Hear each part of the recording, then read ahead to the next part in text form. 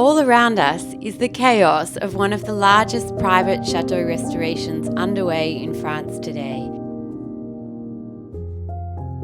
Yet, there is a rhythm to our lives here at Château de Purnon.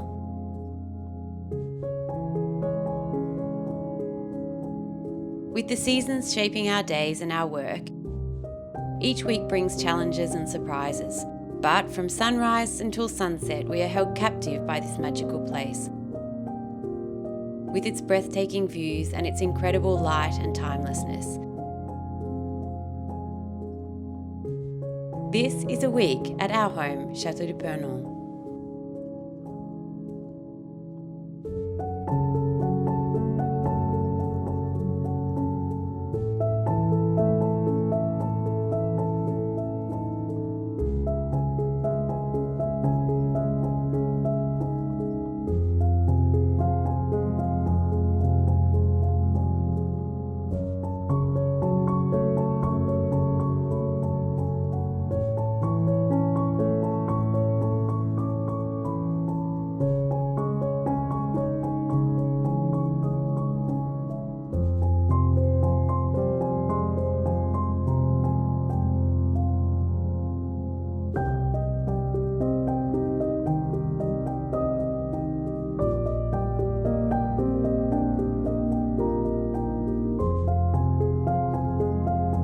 Well, this ha-ha that you can see behind me is part of the original wall that surrounds the estate here at Perno, and its purpose was to protect a view, a wonderful view to the north, out over the Cheval forest. And it was constructed when there was a jardin à la française, a traditional French garden that extended hectares behind me, or for many acres behind me, back here into the Chateau estate. Now, that Jardin à la Française, that French garden, highly planned, geometrically designed, no longer exists today. But we still need to manage the vegetation behind me here in order to protect the last vestiges of the ha-ha that still exist today. Let's get to work.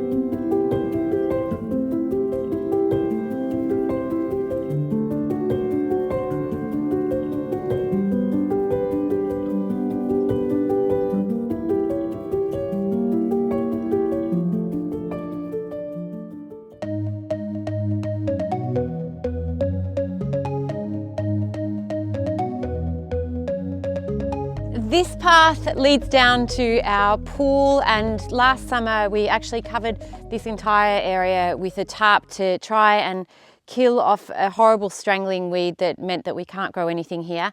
But the landscaping of this entire area is going to be part of the global landscaping plan for the parks and gardens of the Chateau. But what we need to do right now is basically prepare for the wedding this summer. And so we are just going to use this space to plant wildflowers and cover it all in beautiful wildflowers. It will look really pretty, the bees will love it.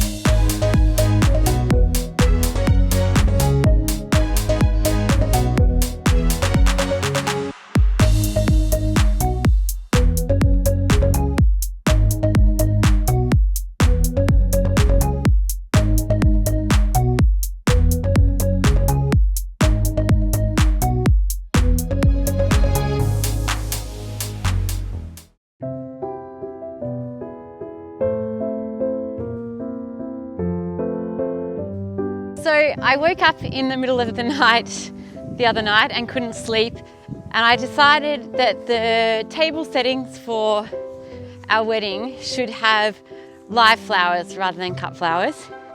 Immediately ordered bulbs that now I need to plant. We have a huge store of terracotta pots here that we can use, so it's good use of those.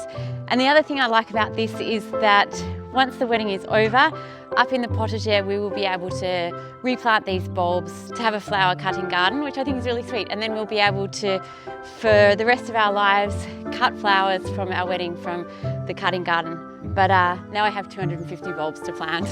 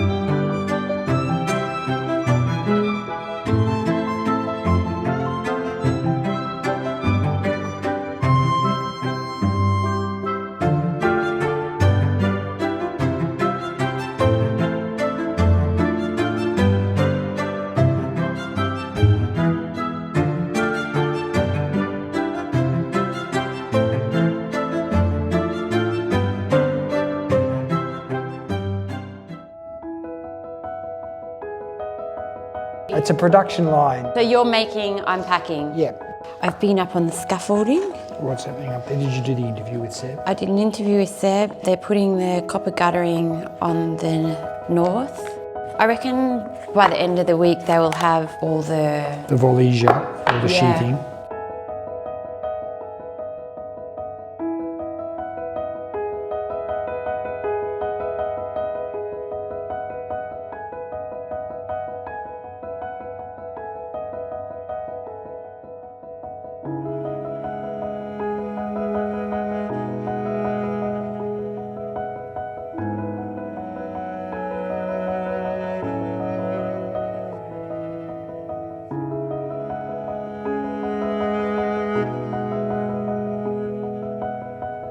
Alors le souci qu'on a sur ces pierres-là, c'est qu'ils ont été faits en restauration à une époque où le ciment a été inventé, donc ils en ont mis partout. Le problème, c'est que le ciment a un effet néfaste sur la pierre sur le long terme.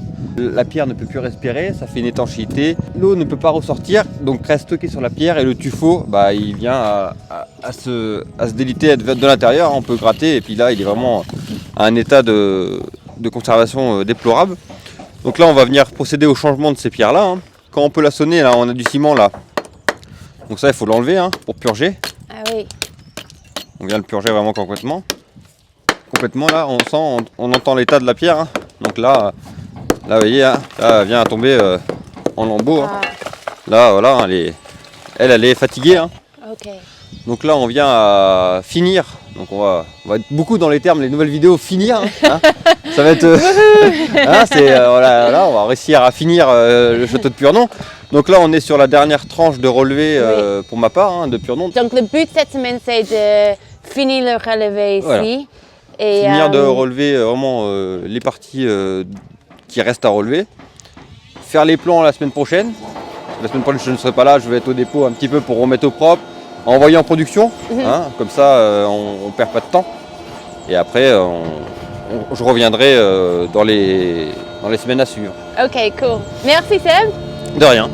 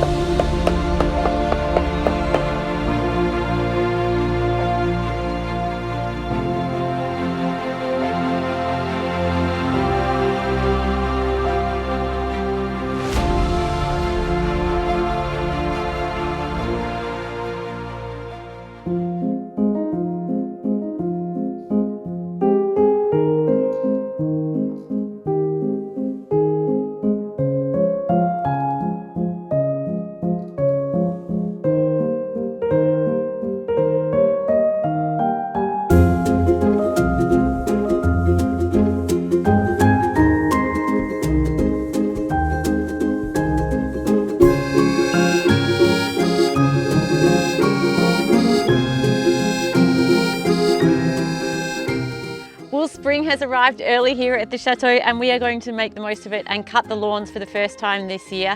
This guy has just arrived and he has an immense task in front of him because the lawns are extremely long. Yesterday I set him up, he's been on the charger all night. I'm using solar panels this year to charge him, and also I found a location that's a little bit out of the way of all the construction. I wanted an area where he could come and go without us having to worry about all the trucks that are here. So the first thing for me to do is to use the app and map a zone for him to mow. He can do 60 zones, 5,000 meters squared. And so let's take him out and map our first area. We're going to do the cordon air.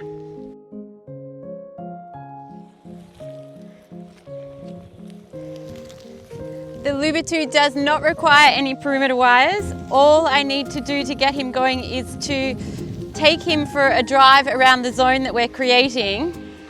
And so then he will know the perimeters and he will be able to work off satellite to the perimeters that we've set. He also has sensors, so he will detect if it's raining and go back home to his garage during the rain. He has anti-theft, but the feature that I love the most, I'm going to show you soon. So my favourite feature, actually there's quite a few, but 3 of them I'm going to tell you. One is that you can mow manually, so right now I'm just navigating him manually, but 2 things that I absolutely love is he has a vision camera on the front, so I can always see where he's at from his eyes, and actually I can use it as a security camera around the domain as well. But watch this, he has, if I put him on manual mowing, he can go up an 80% slope. So I don't know how much of a slope this one is, but let's test him out.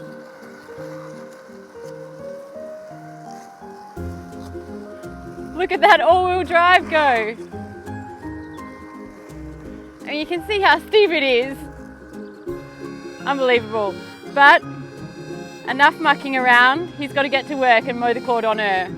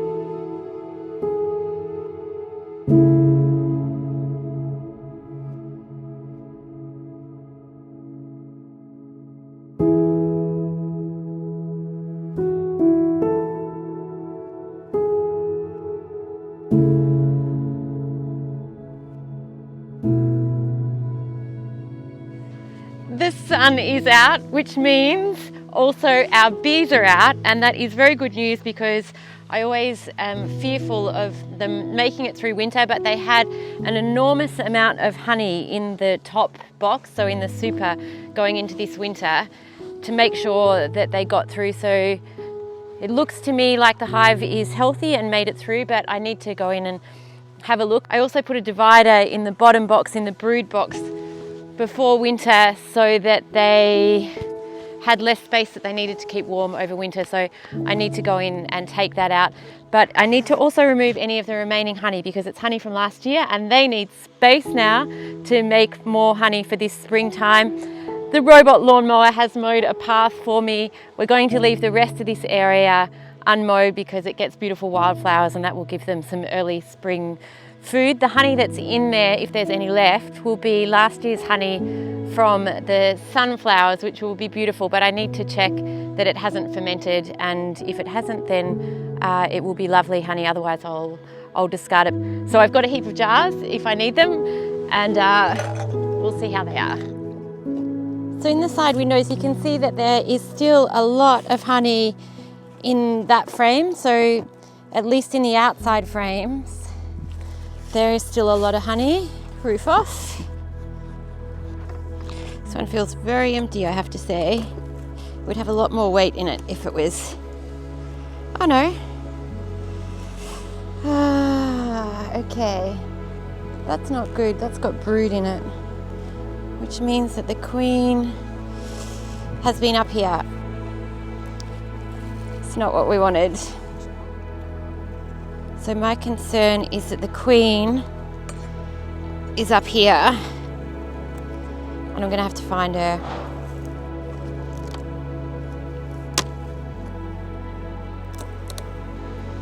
There's the second of the Varroa treatment sticks.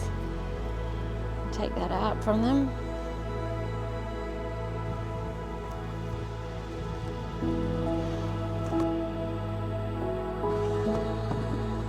So as you just saw when I opened the super box, so the top box on the Hive, I found something that I didn't expect to find, and that was brood. That is all future baby bees. It's all larvae. That should be in the bottom box, and in between the two boxes there's what's called a queen excluder, and it is a piece of plastic with holes in it that allow the bees to come through, but because the queen bee is larger than the worker bees, she is not able to get up through that generally. But I think what's happened in this case is that our queen has actually made her way up into the top box and started laying up there. The reason I think that that is what's happened is because actually, bizarrely, the same thing happened last year. So I think that this hive must have an unusually small queen, and unfortunately she is continually making her way up into the super box. So what I have done is I have left all the brood there because that will help build the hive, and I have taken all the honey out to give the bees some room to start working because the spring flowers are starting to come up. And then in a couple of weeks I'll be able to tell if that's been successful. The other thing I did was I took all the bees out of the top box, so if the queen was up there it would force her to enter via the front of the hive, and then she should stay down in the brood box, fingers crossed, theoretically. And hopefully what will happen is once that brood that's there at the moment leaves, then the bees will clear out those cells and they will start making honey in those frames. They have a few free frames that they can start making honey in, and the coming weeks we'll see what happens. Meanwhile, here at the chateau today has been a hive of activity. Our stonemasons who are working on the restoration of the moat wall have been placing the final stones on the very top of the restored section, and I've been hearing them going all day and I'm desperate to go and see how they're doing, so I'm going to go check it out.